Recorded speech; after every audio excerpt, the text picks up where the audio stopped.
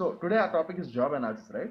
So before directly entering into the theory part of job analysis, let us understand the term analysis first. Then we'll go to job analysis and then further concepts. So what do we mean by analysis? See, for example, let us assume that I am a CEO of a company and you're one of the manager in my organization. Now some random accident happened in our organization. So I call you to my cabin and tell that see, there is this accident that happened in this particular place.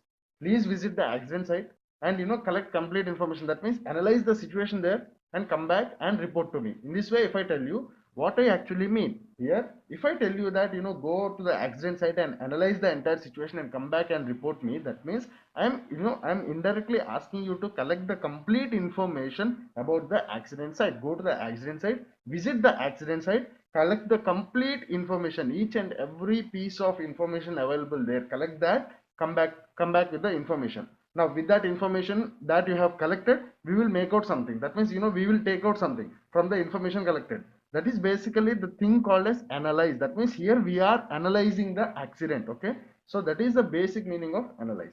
Now what do we mean by job analysis? Here we are analyzing the job. That means here instead of an accident site, here we are collecting the complete information regarding a particular job. That means what is this job, what are the basic rules and responsibilities of the job, what basically this job is intended for. That means what are the basic responsibilities of this job, what are the expectations from this job, and the person who is sitting in that particular job and performing, what are his what are his education or what are his experience, what is the basic requirement of that person, and what is the basic roles and responsibilities of this particular job. In this way, when we talk about job analysis or analysis of a particular job, here we are collecting a complete information regarding a particular job.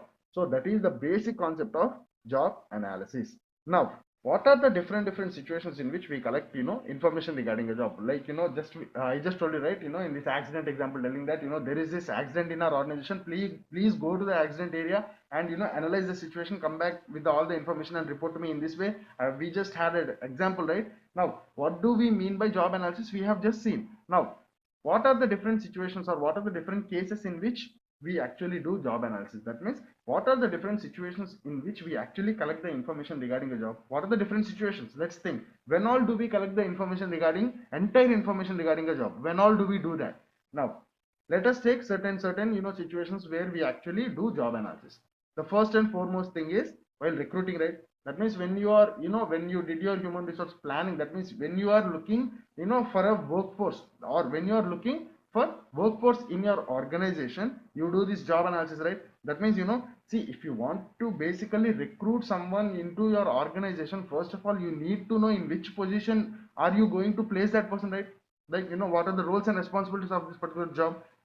If you know the roles and responsibilities of a particular job, then only you will try to find out a person who is fit enough to perform all these roles and responsibilities in that job, right?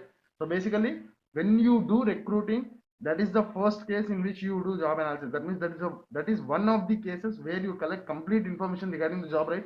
That is first case. Now the second case or the second situation where we usually do job analysis, or where we usually collect complete information regarding a job, is when there is any change in the organizational hierarchy, or when you are changing the job descriptions of any job. Now what is this particular job description again means? See, basically in the further part of this video we will be learning about this concept, but just to give you a basic idea, see, there is this job analysis, right? Complete information regarding a job, right? Now when you take a particular job and if you find out complete information regarding that particular job, you will be having two kinds of information there. One is the roles and responsibilities that are expected or that are to be performed by that particular job. And number two, or you'll also be having information about the minimum qualifications of a person who is about to do that job. That means for example, if I take the job of a manager, human resource manager. Now what will be the basic roles and responsibilities of the human resource management manager? To take care of all the HR aspects, to take care of compensation, performance, training, development. In this way, based on the organization, that will be the basic roles and responsibilities of any job, HR manager job. Okay, that is basically called as job description, where this particular thing called as job description, this particular piece of information called as job description, describes the roles and responsibilities of the job. Next we have a different component called as job specification, where this gives out this piece of information or this category of information. Job specification gives out the information, or basically it gives out the minimum requirements that are required for a person in order to do that roles, in order to perform that roles and responsibility. For example, let's take the same job, HR manager. We just saw the job description, right? The roles, responsibilities, duties to be performed, all those things. Let's look at job specifications. What will be the job specifications for this particular HR manager? It will be like minimum 5 years experience. He should have a post graduation degree in HR. He should have relevant experience in relevant field, or he should not be more than 35 years of age. In this way, you are basically trying to fill out the specifications or the minimum qualifications of the person who has to do this job. This kind of information, all this kind of information which refers to the basic qualifications of the employee, or basic requirements from the the applicant, the employee's point of view, in order to perform the job roles and responsibilities, is generally termed as job specification. So basically, job analysis has two kinds of information. That means job analysis is basically all the information regarding a particular job. Now in all this information regarding a particular job, you will be having two types inside that. Not types, but you will be having two kinds of information. Some part of the information from this, each and every information about a job, some part will be referring to the roles and responsibilities of the job, and some part of that information, the remaining part of that information, will be referring to the qualifications that are required for a person in order to perform the roles and responsibilities, or in order to justify that particular job description. Okay, now this is the basic concept. We will be discussing about this, but just to give you a basic idea, this is job specification and job description. Keep this aside, come back to our original example. Now we were discussing what are the different cases in which you will be doing job analysis, or what are the different situations in which we will basically be collecting information regarding a job. We told that in the first scenario, basically while recruiting, we will be collecting different information about the job. That means while basically trying to take in the workforce into your organization, you will be considering different information regarding a job, right? That means, see, in simple terms, if you want to roll out a job advertisement, you need to know, right, what you have to roll out in the job and advertisement and all. That is basically one situation where we will be collecting the information regarding a job. Okay, recruitment. Next, when you change the organizational hierarchy, or when you change the job description, or when you redesign, or basically when you make any change in the job, in any job in an organization, or in the organizational hierarchy or the job hierarchy in an organization, that is also one situation where you do job analysis. Now what do we mean by changing the job description of a job in an organization, or change in the organizational hierarchy? Now see, for example, if in my organization I have 4 different HR managers, in my organization I have 4 different HR managers, where one of the HR manager looks after recruitment, one of the HR manager looks after compensation, one of the HR manager looks after legal compliance, and one of the HR manager looks after compensation. For example, in my organization there are these 4 people. Now if I think that 4 people are too much, now I want to remove one person, and share his rules and his roles and responsibilities to the remaining 3 people. In this way, if I decide that I want to reduce this one person, that means if I want to reduce this one job in general, and if I want to share his roles and responsibilities among 3 other, the remaining 3 people, here also I need to collect information about regarding this particular job, right?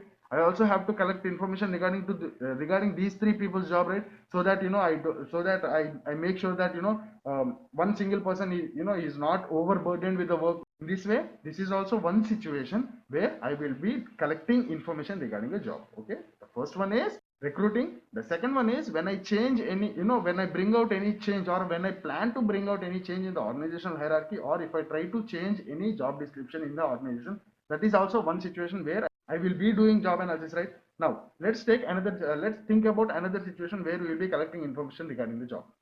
There is this another situation where, see, if you want to change the compensation, or if you want to bring any change in the compensation in an organization, you need to have idea about the job, right? In this scenario, you can't just directly go into the organization and throw out random numbers telling that, okay, for these members you increase this much, for these many members you increase this much. See, you have to follow certain pattern in an organization. Let me give you a simple example. For example, there is this assistant manager, there is this manager, okay, HR, assistant manager, manager. This manager salary is, for example, 50,000. this assistant manager salary is, for example, 45,000. Okay, let's take this scenario. Now, if you randomly go into the organization and tell that, okay, assistant manager is performing well, increase his salary by 10,000. Now, his salary will be 10,000 more from 45, that is 55. Now, this particular person's salary will be 50. He's a manager, his salary is 50. He's an assistant manager, his salary is 55. Now, this will not be justifiable, and this will, easily cause a dispute in the organization. This will easily result to a problem in the organization. That's why randomly you don't throw in numbers. So basically, if you want to increase any salaries or if you want to bring a change in any compensation or remuneration in an organization, you also do this job analysis.